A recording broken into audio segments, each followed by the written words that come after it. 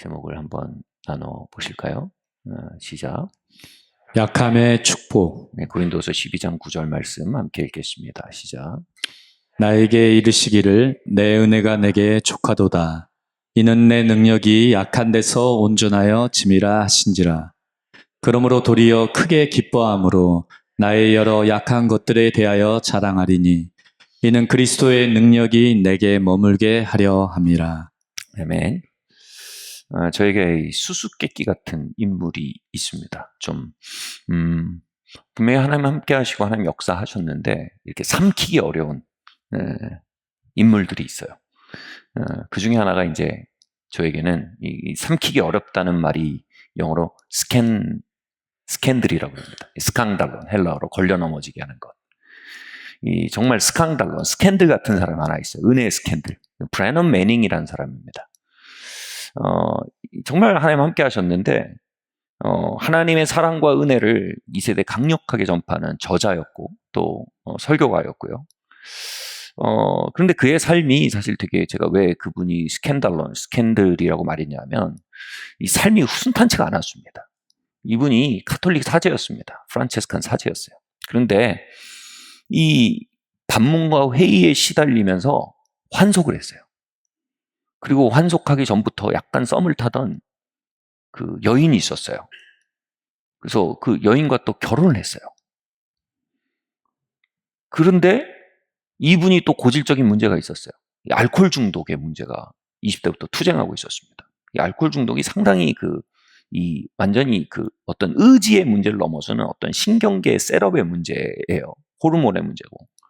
그래서 이분이 이 버튼이 눌리면 알코올 중독이 자꾸 돌아오는 거예요.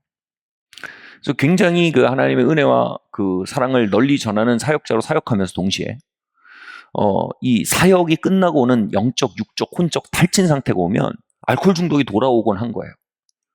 그러면 모텔에 처박혀서 기억이 끊길 때까지 혼자 술을 먹은 거예요. 그럼 이 아내였던 로살린, 결혼한 로살린이라는 여인은 도대체 공중에서 사라져버린, 사역한다고 갔는데 안 와. 연락도 안 다. 어느 모텔에서 어떻게 하고 있는지도 모르겠어. 어디서 죽었는지 모르겠어. 이 남편을 하염없이 기다려야 했던 거예요. 그러면 그렇게 기억이 끊어질 때까지 술을 먹다가 무슨 요일인지 며칠인지도 알지 못하는 상태가 됐을 때, 떡이 됐을 때 비로소 겨우 집에 돌아오고 이런 패턴이 반복됐어요. 결국은 이 하나님의 사랑과 은혜를 전하는 이 사람이 이혼을 당했어요. 그리고 말년에 이 알코올 중독 후유증으로 인해서 결국 세상을 떠났습니다. 그리고 그의 책과 그의 설교에는요, 자신의 그 여정을 아주 적나라하게 다 드러냅니다. 아주 적나라하게 다 드러내요. 저는 왜 스강달론이라는 표현을 썼냐면, 이분의 삶을 보면 난 이거 실패자다. 알코올 중독에 젖고, 그로 인한 이 삶의 다양한 그 도미노 현상에 패배했다. 그리고 가정도 잃고, 결국은 쓸쓸히 죽어간 사람이다. 라는 생각이 떠나지가 않아요. 루저다. 떠나지 않습니다. 그런데 하나님이 그런 글을 계속 쓰셨어요. 계속 동행하셨어요. 그가 그의 이 적나라한 일대기를, 가뜩이나 적나라한데 더 적나라하게 적은 일대기가 있어요. 모든 것이 은혜다. All is grace. 이런 책이 있어요. 모든 것이 은혜다라는 책을 쓰고 이제 1, 2년 뒤에 돌아가셨는데 이제 알코올 중독 후유증으로 삶이 완전히 무너져 내리고 있는 상태였어요. 로살린도 떠난 상태고. 근데 그 로살린이 떠난 그 상태에서 All is Grace라는 책을 쓰면서 또 책 서문에 이 책을 로살린에게 바친다. 이거 또 그렇게 했어요. 이 책의 서문을 여러분 잘 아시는 베스트셀러 작가이고 또 유명한 목회자인 필립 얀시가, 영성가인 필립 얀시가 서문을 썼어요. 브래넘과 굉장히 친했어요. 이 브래넘에 대해서 이렇게 그 서문을 이렇게 썼어요. 이 브래넌이 술을 마시지 않았으면 어땠을까라는 생각의 유혹을 나는 자주 받았다. 이게 훌륭한 사람인데 술만 안 마셨으면. 이 생각의 유혹이래요. 이게 유혹이래요. 근데 그 유혹을 물리치고 자신은 이렇게 생각하기 시작했다는 거예요. 브레넌이 하나님의 은혜를 만나지 않았다면 어떻게 됐을까? 라고 질문을 바꾼다. 여러분, 은혜가 뭡니까? 은혜. 이 폴 틸리라는 그 신학자의 유명한 말이 있어요. 틸리가 이렇게 말했어요. 은혜에 대해서. 너는 받아들여졌다. 너보다 더 큰 존재가 너를 받아들였다.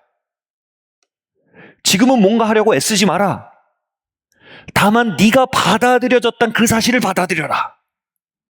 네가 받아들여졌다는 그 사실을 받아들여라. 더 큰 존재가 너를 받아들였다는 게 은혜다. 그리고 그 은혜가 우리에게 기대하는 가장 큰 건 뭐예요? 더 큰 존재가 너를 받아들였다는 사실을 받아들여야 된다. 우리가 정말로 받아들이지 못하는 삶의 단면들이 있습니다. 우리가 정말로 받아들이지 못하는 삶의 정황들이 있습니다. 이것을 성경은 약함이라고 합니다. 그 약함은 수치의 근거입니다. 5대양 6대주에서 약함은 모두 수치의 근거임에도 불구하고요. 특별히 아시아권에서, 동북아시아권은요. 세계적으로 정평이 높습니다. 수치 문화가 강하기로. 영국, 독일 이쪽이 또 수치 문화를 알아준대요. 독일이 굉장히 강하다고 하는데 한국이 제가 보기에는 한국, 일본. 일본은 어떻게 돼요? 패배가 드러나면 할복하잖아요. 수치 문화 굉장히 강한. 약함은 수치의 근거입니다. 브레넌 매닝의 이야기를 보면서 우린 이런 생각하기 쉽습니다. 아무리 그래도 그렇지 하나님의 사람이란 사람이 단언컨대요. 이런 종류의 생각은 유혹입니다. 이걸 뭐라고 하냐? 자기의의 유혹입니다. 적어도 난 그 정도는 아니라는 겁니다. 적어도 난 그 정도로 약하진 않다는 겁니다. 그보단 낫다는 것입니다. 아무리 그래도 그렇지에 무의식적 언어를 통역하면 정말 좋은 동시 통역가가 있다면 이렇게 통역되는 겁니다. 난 너보다 낫다. 난 의롭다라는 겁니다. 자기의 핵심 뭐예요? 상대적 의입니다. 상대적 의. 비교의 의입니다.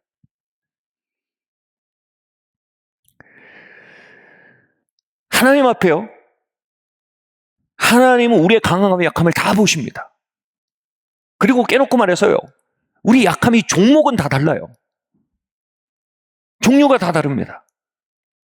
여러분이 알코올 중독의 약함을 가지지는 않았을 수 있습니다만 여러분 다른 종류의 약함을 가지고 있을 것입니다.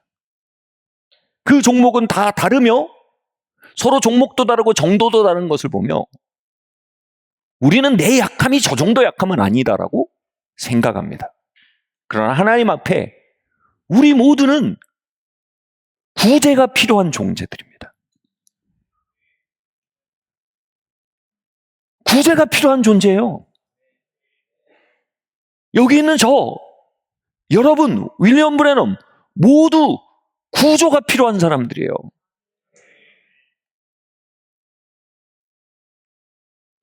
여러분 누가 더 빨리 구조받는 줄 아세요? 응급 환자들이 더 빨리 구조받아요. 그러니까 내가 덜 아프다고 자랑할 일이 아니에요. 내가 더 아프다고 자랑할 일입니다. 더 약할수록 구조는 더 가까운 겁니다. 이 세계는 상급의 세계가 아닙니다. 구조의 세계입니다. 임금의 세계가 아닙니다. 복지의 세계입니다. 복지는 약한 자에게 가는 겁니다. 임금은 강한 자에게 가는 겁니다. 복지는 은혜입니다. 임금은 능력 위주입니다. 하나님은 은혜의 하나님이십니다. 여러분은 하나님 앞에 강함으로 설 수 없습니다. 저와 여러분은 하나님 앞에 일함으로 설 수 없습니다. 강점으로 설 수 없어요. 하나님은 구원의 하나님이세요. 하나님이 약한 자를 가까이 하시고 약함이 깊을수록 그분의 구조는 가깝습니다.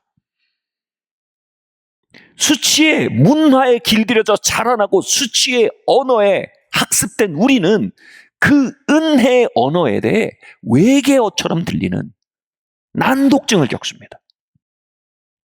윌리엄 브래넌과 우리의 차이는 어쩌면 그는 자신의 이야기를 받아들여 책에도 쓸 수 있고요.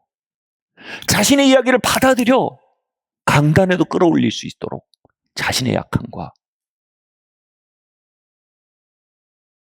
충분히 친밀할 뿐 아니라 그 추잡할 것 같은 약함을 충분히 받아들인 사람과 그렇지 않은 사람의 차이일 수 있습니다. 은혜는 이것입니다. 우리보다 큰 자가 우리를 받아들였습니다. 그가 우리를 받아들였다는 사실을 받아들이는 것입니다. 그가 우리를 받아들였다는 사실을 받아들이면 우리는 우리의 약함을 친밀하고 훨씬 더 편안한 방법으로, 훨씬 더 투명한 방법으로 말할 수 있고, 우리의 약함을 학대하지 않고 우리의 약함과 어깨동무하고 함께 걸을 수 있을 것입니다.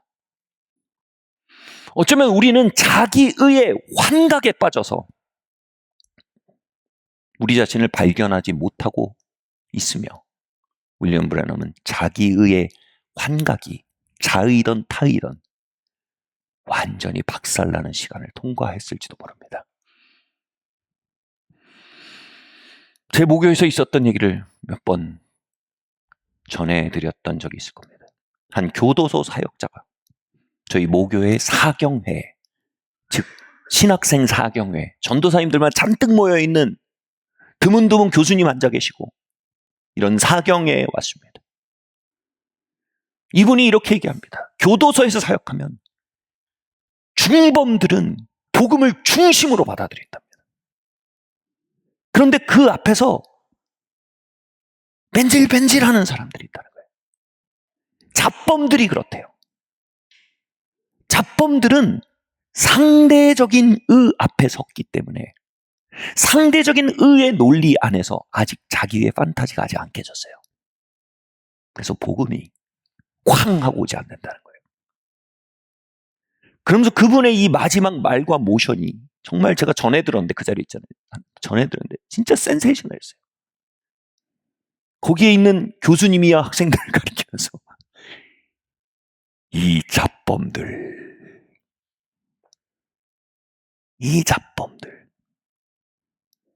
자기의 판타지를 붙들고 있어 구조 앞에 절박하지 않은 자들, 자기의 판타지가 아직 충분히 흔들리지 않아 하나님 앞에 상급으로 서려고 하는 자들, 이 잡범들을 이렇게 말한 거예요. 저는 그 얘기를 듣고 그 이야기에 뭐랄까요?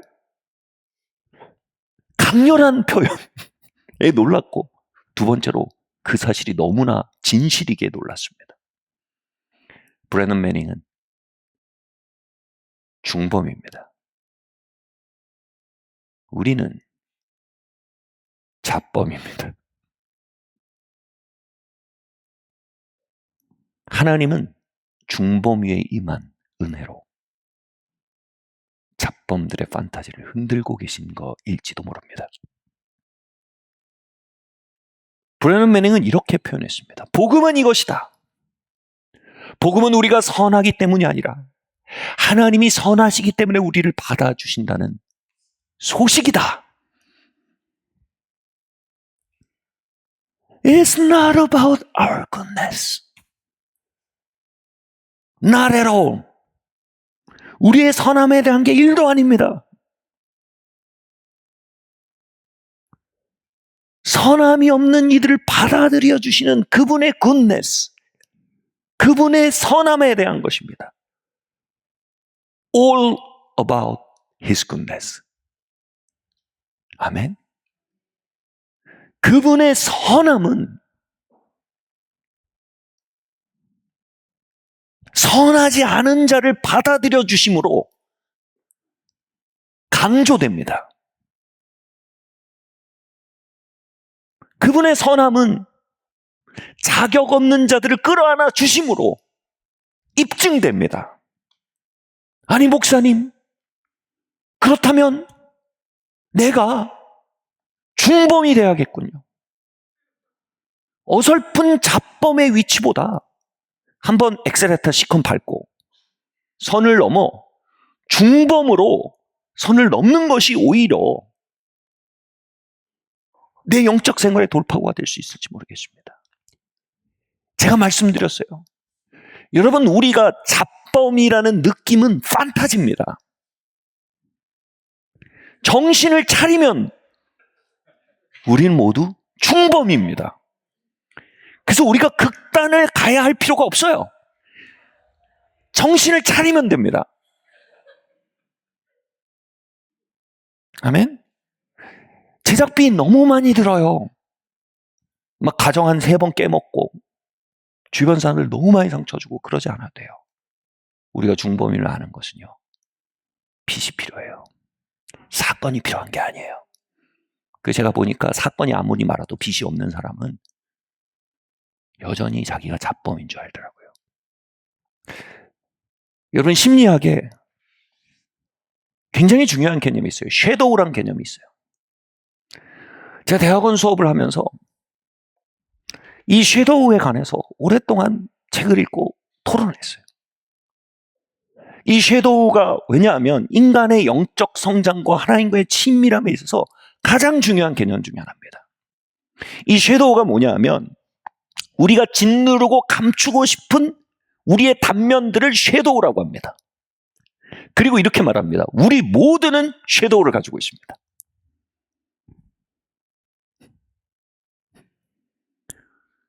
나는 섀도우 같은 거 없는데요.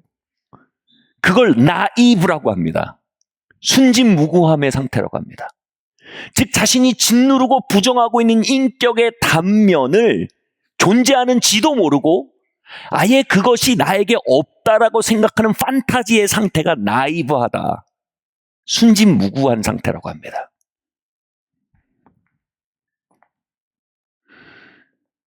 자기의의 상태는 나이브한 상태입니다. 순진무구한 상태입니다. 자신이 짓눌러 부정해버린 자신의 그림자 단면을 아예 몰라버리는 상태예요. 예를 들어 욕망, 분노, 질투, 두려움, 열등감, 성적 충동, 권력욕, 피해의식 등을 섀도우라고 합니다. 근데 나는 섀도우가 없다고 생각한다 하시는 분. 예. 나는 섀도우를 잘 모르겠다. 내 섀도우를 잘 모르겠다. 나는 내 섀도우를 가끔씩 눈치챈다.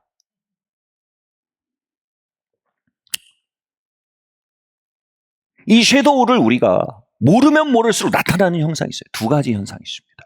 하나는 뭐냐면 내가 억누르고 부정하고 있는 섀도우와 비슷한 섀도우를 들통내는 사람들이 있어요. 오케이? 그럼 그 사람들한테 뭐냐면 내 섀도우에 대한 혐오와 적개심을 던집니다. 다시 말해 뭐예요? 투사라고 합니다. 이거요. 그래서 그들의 섀도우가 들통날 때 내 섀도우를 있는 그대로 모든 적개심과 혐오심으로 내 섀도우를 누르고 있던 에너지가 그한테 팍 튀어나갑니다. 그리고 나갑니다. 저런 열등한 녀석. 저거 하나 관리 못해서 저렇게 터져나오네. 여러분, 윌리엄 브래넘 얘기를 들으며 우리가 그래도 저건 아니지 하는 게 어쩌면 우리의 중독적 자아의 섀도우의 드러남에 대한 우리의 투사일 가능성이 굉장히 높습니다. 무슨 얘기인지 이해하세요? 그래서 이렇게 투사를 잘합니다. 투사를 잘하는 게 뭐예요? 남 판단을 잘해요. 남에 대해서 묘한 우월감을 가지고 있습니다. 그리고 다른 사람에 대해서 흑백이 많아요. 좋은 놈, 나쁜 놈. 혐오가 많아요. 쉽게 미워합니다. 그리고 적개심이 타자와의 관계에서 그림자처럼 돌아다닙니다. 그림자의 다른 말이 뭐예요? 유령처럼요. 유령 같은 적개심이 우 하고 돌아다녀요. 그리고 그 적개심이 정당화될 수 있는 환경이 오면 그 유령이 갑자기 구체화돼서 나타납니다. 그리고 그 적개심이 충분히 정당화될 수 있다는 논리를 자꾸 펼쳐요. 두 번째로요. 섀도우를 우리가 부정하고 모를수록 무슨 일이 생기냐면 이 섀도우가 힘이 엄청 세요. 그래서 구스타프 융이 섀도우를 얘기했는데 뭐냐면 이 놀라운 단어를 써요. 포제스라는 단어를 썼어요. 포제스가 뭔지 귀신 들림에 쓰는 단어예요. 그 섀도우가 우리의 삶에 대한 지배력을 갖기 시작한다는 거예요. 언제요? 대부분은 순진무구한 상태로 존재를 감추고 있지만 인생이나 중요한 것들을 날려버릴 수 있는 기회가 오면 그때 모든 영혼의 힘까지 끌어모아가지고 그 섀도우가 지배력을 발휘해가지고 우리의 삶을 끌고 가버린다는 거예요. 그래서 이런 얘기를 해요. 섀도우를 모르는 사람들은 섀도우의 지배 아래 산다. 그 인용문을 한번 볼게요. 전체 인간은 빛과 어둠을 통합한 존재다. 전체 인간이요. 여기 앉아있는 우리 순진무구한 아이들까지요. 순진무구하다는 말이 뭐예요? 여러분 성경에서 순진무구하다는 말은 절대 좋은 말이 아니에요. 뒤에 살펴보겠지만 너희가 돌이켜 어린아이가 되지 않으면 해서 그 어린아이는요. 아이들의 순진무구함을 얘기하는 게 절대 아니에요. 그 순진무구함 뭐냐면 뒤에 이제 어린아이 같단 말은 따로 얘기했지만 우리의 섀도우를 아직 모르는 상태예요.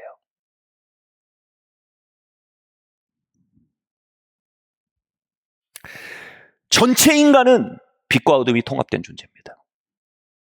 자신이 선하다고 믿는 자가 가장 쉽게 악의 도구가 됩니다. 여러분, 거룩은 우리의 섀도우를 성공적으로 통제하고 성공적으로 가둬놓는 행위일까요? 거룩은 우리의 섀도우를 만나며 받아들이며 통합해가는 과정일까요? 놀랍게도요. 수치의 문화 안에서 거룩은 전자입니다.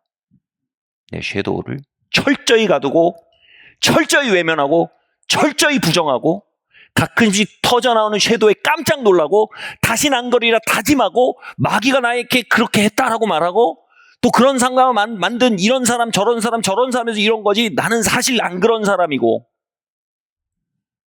그리고 그 섀도우는 더 파괴적이고 폭발적인 다음의 출현을 위해서 다시 힘을 모으며 원기력을 모으며 어둠 속으로 들어가는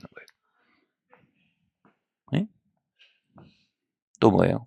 그 섀도우를 힘써 누르면서 결국 그 수고와 애씀과 피로감을 타인에 대한 판단과 적개심으로 나타내는.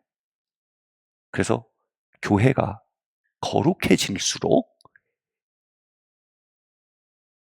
흑백을 쉽게 나누고 거룩한 사람들이 잘 판단하고 거룩한 사람들이 옹졸해져요. 저 술쟁이들, 저 성욕에 쩔은 짐승 같은 사람들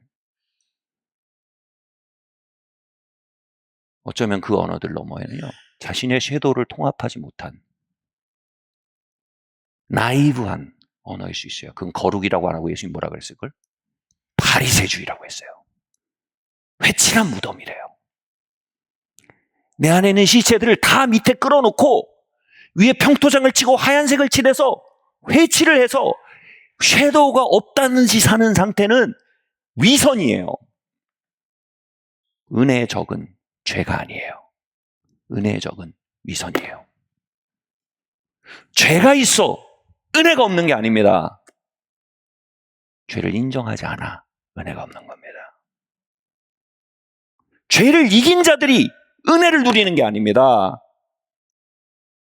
섀도우를 받아들인 자들이 은혜를 발견하는 겁니다.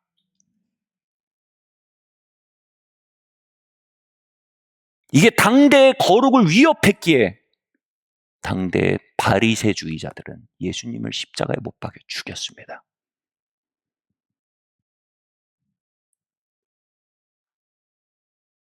이러한 거룩은 오늘도 은혜의 임재를 십자가에 못 박습니다.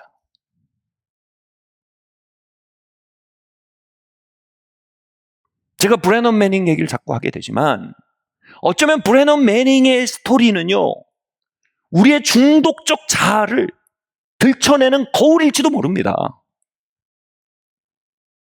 아멘? 여러분, 술 중독이랑 성공 중독이랑, 술 중독은 술 퍼먹어서 나를 어둡게 만들잖아요. 성공 중독은 온 세상을 어둡게 만들잖아요. 다른 사람을 내 성공을 위해 소비하게 되잖아요. 술 중독은 그냥 소주병을 소비하잖아요. 성공 중독은 여러 사람을 소비합니다. 누가 술 중독이 성공 중독보다 악한 것이라고 규정했을까요?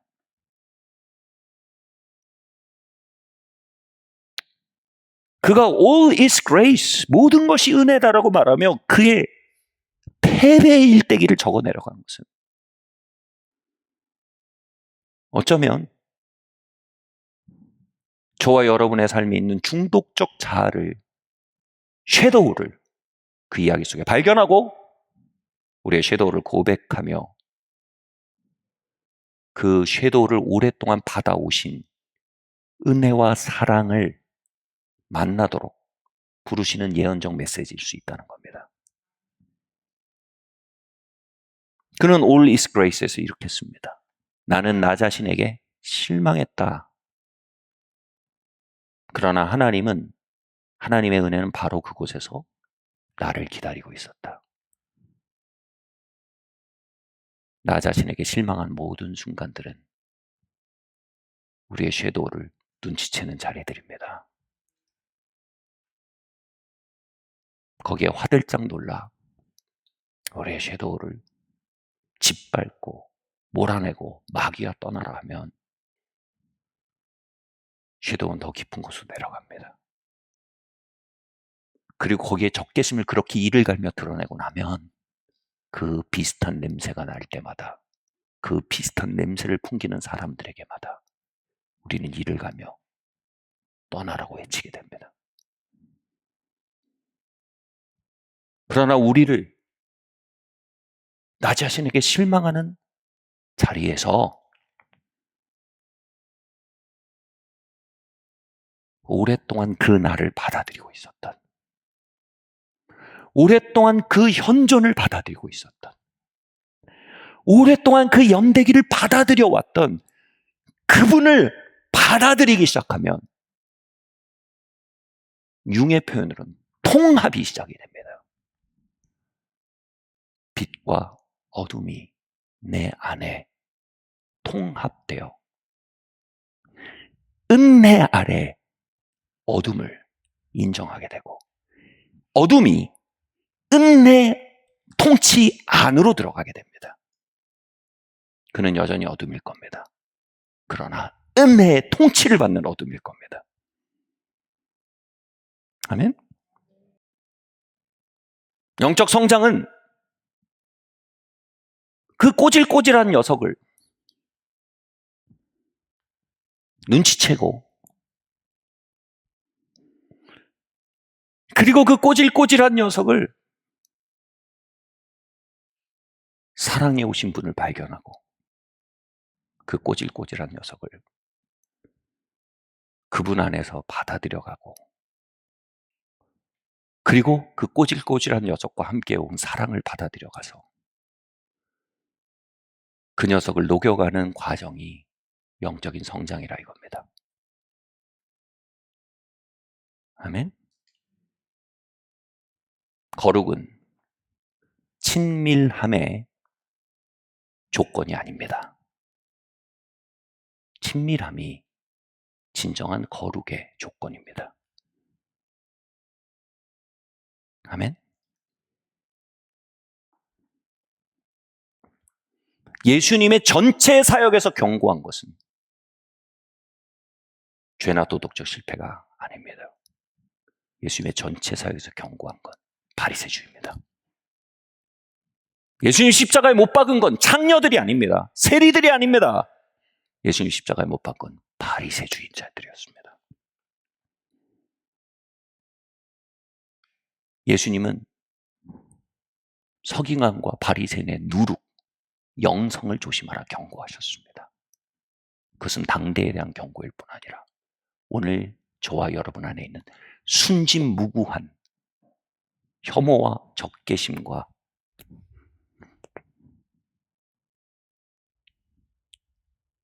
투사로 얼룩진 수치의 문화에 대한 경고이기도 합니다. 아멘?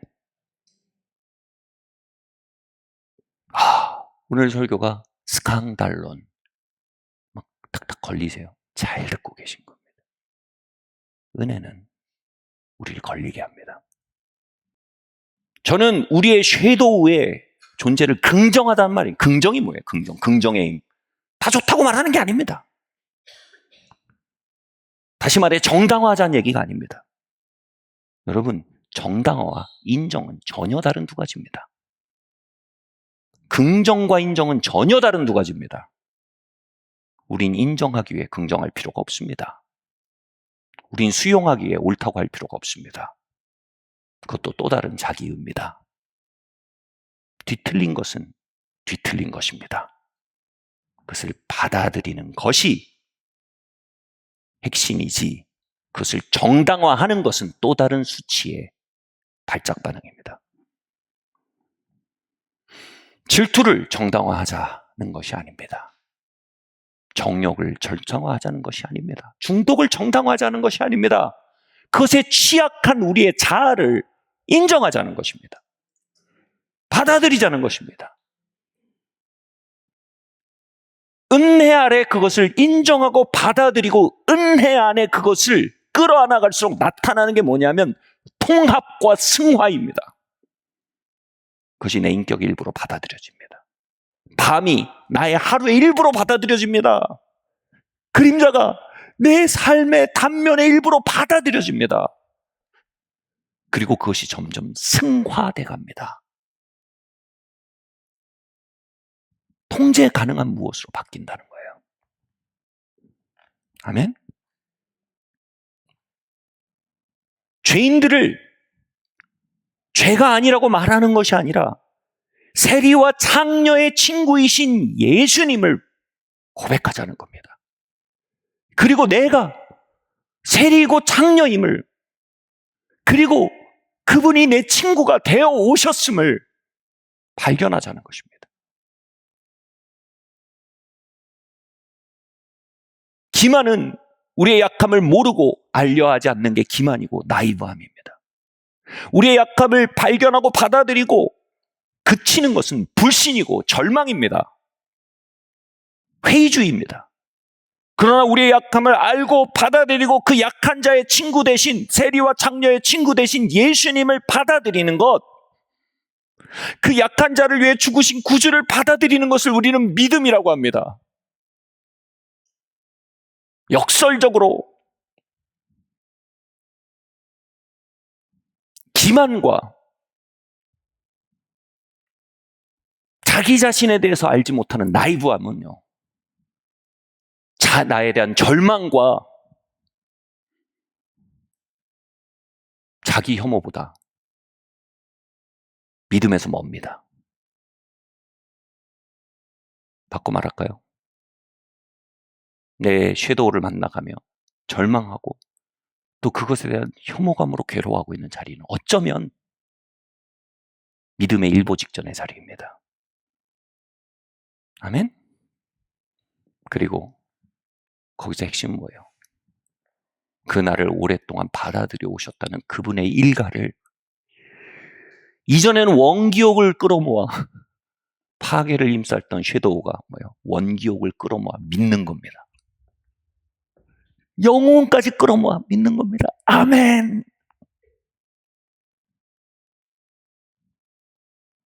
아멘. 그게 믿음입니다. 자기 자신 알지 못하는 나이브함이 은혜의 이야기를 들으면 믿는 게 쉽습니다. 하나님 날 사랑하시지. 당연하지. 내가 얼마나 괜찮은데. 내가 얼마나 이쁜데. 그러나 섀도우를 만나갈수록 믿음은 어마어마한 도전이 됩니다. 그리고 믿음은 그 십자가의 붉은 피가 떨어진 피값을 볼 때에만 겨우 동의할 수 있는 영혼까지 끌어넣어 내 영혼을 그분께 올려놓는 행동의 결과가 될 것입니다. 설교자로 살기 시작한 초기였습니다. 설교가 더 이상 써지지 않아서 끙끙거리다가 잠에 들었어요. 근데 꿈에 제가 강단에 설교하는 모습이 나왔어요. 제가 그 꿈을 꾸면서 이게 뭐냐, 이게 자각몽 비슷하게, 야, 내가 얼마나 프로페셔널한가. 꿈을 꿔도 설교하는 꿈을 꾸네. 막 이러면서. 근데 그 꿈에서 제가 설교를 하는데 몇몇 사람에 대한 내적 적개심과 분노를 하나님의 말씀과 하나님의 이름을 인용해서 발사하고 있는 모습으로 나타났어요. 그 모습이 너무 간악스러웠어요. 아니, 치려면 가서 그냥 주먹으로 치지. 하나님의 이름으로 막 치고 그냥 육두문자로 욕을 하면 분별이라도 되잖아요. 근데 막 말씀으로 갖다 들이치고 막 그러니까 이게 너무 교묘한 거예요. 제가 그 꿈에서 딱 깼는데 제가 처음에 이렇게 생각했어요. 이번 설교에 저런 식으로 나의 설교를 왜곡시키려는 악한 영의 유혹에 대해 주님이 경고하셨다. 시간이 갈수록 아니에요. 그건 악한 영의 유혹이 아니에요. 그것은 설교의 저편에 있던, 수면 아래 있던 제 섀도우의 움직임이었어요. 그 꿈은 제 설교서역 이면에 있는 저의 그림자 인격의 움직임을 보여주는 꿈이었어요. 그걸 받아들이는 게 너무 힘들었어요. 근데 그걸 받아들이지 않으면 제 설교는 성령님의 인도를 받을 수가 없는 거예요. 제 설교는 섀도우의 인도를 받게 되는 거예요. 그걸 받아들일수록 놀라운 사실을 알게 됐어요. 그런 신성 모독적인 사역을 하고 있던 저를 오랫동안 받아들이고 기다려오신 은혜를 보게 됐어요. 저는 그 모습이 너무 혐오스러웠는데 하나님은 그 모습을 긍휼의 대상으로 보셨어요. 그 모습을 사랑스럽게 봤다는 뜻이 아니에요. 그게 어떻게 사랑스러워요? 긍휼히 보셨다는 겁니다. 아멘. 여러분, 긍휼이란 말 이해하시겠어요? 너무 깨지고 뒤틀리고 막 짓눌려 있으면, 제가 예전에 삼풍 구조 현장에 갔거든요. 거기에서 막 돌을 드러내면 시체가 짓눌려 나오고, 돌을 드러내면 시체가 짓눌려 나오는데, 거기에 있는 그 특공대 사람들이 그 구조 작업했는데, 제가 그분들 그 라면 끓여드리고 있거든요. 그분들이 완전히 넋이 나갔어요. 그 참혹한 모습을 보면서. 너무 혐오스러운 거예요. 근데 그걸 보면서 동시에 뭐 얻을 수 있어요? 그들에 대한 어마어마한 긍휼이 일어날 수도 있는 거예요. 그 죽어간 영혼들, 그 참혹하게 찢겨진 영혼들에 대한 어마어마한 긍휼이 일어날 수도 있는 거예요. 하나님은 그 나를 긍휼히 여기고 계셨어요. 우리는 지난주에 어린아이 같아져야 된다는 설교를 했습니다. 우리는 어린아이 같아져야 된다기에만 소파 방정환 선생님 생각합니다. 성경은 그런 맥락이 전혀 아닙니다. 성경에서 어린아이 같으면 순수함을 말하지 않습니다. 성경에서 어린아이 같으면 뭐냐면 욕망은 많으나 능력은 없는 상태를 말합니다. 다시 말할게요. 성경에서 어린아이 같으면요, 욕망은 많으나 능력은 없는 상태를 말합니다. 요즘 말로 진상 뭐 이런 느낌이죠. 우리의 디글디글한 욕망을 인정하고, 그리고 뭐요? 게다가 무력해요.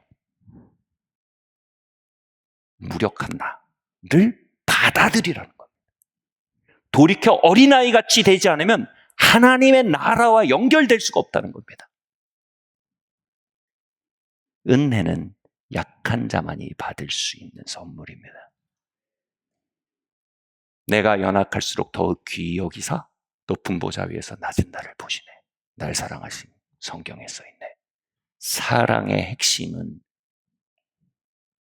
약해서 사랑하시는 것입니다. 그 약함은 하나님의 사랑이 가까스로 내게 머물게 하는 하나님의 사랑에 대한 위협이 아니고 하나님의 사랑이 내 삶에 머물게 하는 하나님의 사랑에 대한 인력입니다.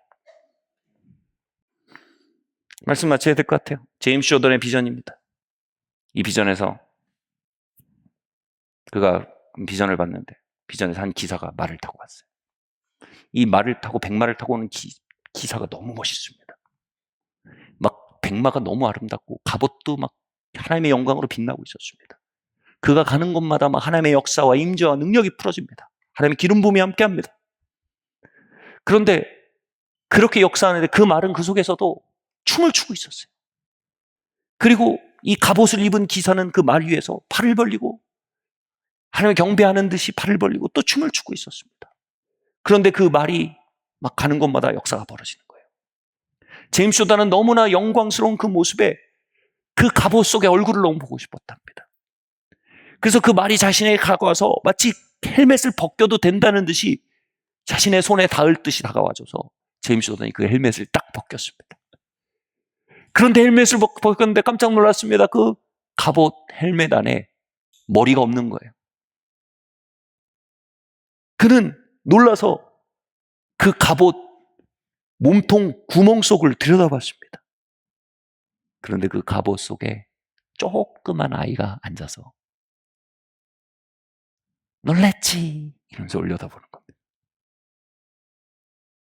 그 놀랍고 영광스러운 하나님의 갑주 안에는 어린아이가 들어있었습니다. 그는 이렇게 말했습니다. 이건 biggest joke, the biggest joke in my life. 하나님이 나에게 한 가장 큰 농담 같았다. 그리고 모두가 하나님 앞에 서게 될 때 그 거대한 조크의 현실을 만나고 다 충격받을 거다. 하나님은 어린아이들과 함께 오셨다. 하나님 어린아이들에게 기름 부으셨다. 하나님 어린아이들에게 은혜를 부으셨다. 그 은혜는 그 어린아이들이 입혀진 갑옷과 같고 그 어린아이가 단 백마와 같이 그의 삶을 들어올려 그의 삶을 주도한 것이다. 은혜는 영웅의 것이 아니다. 은혜는 어린아이의 것이다.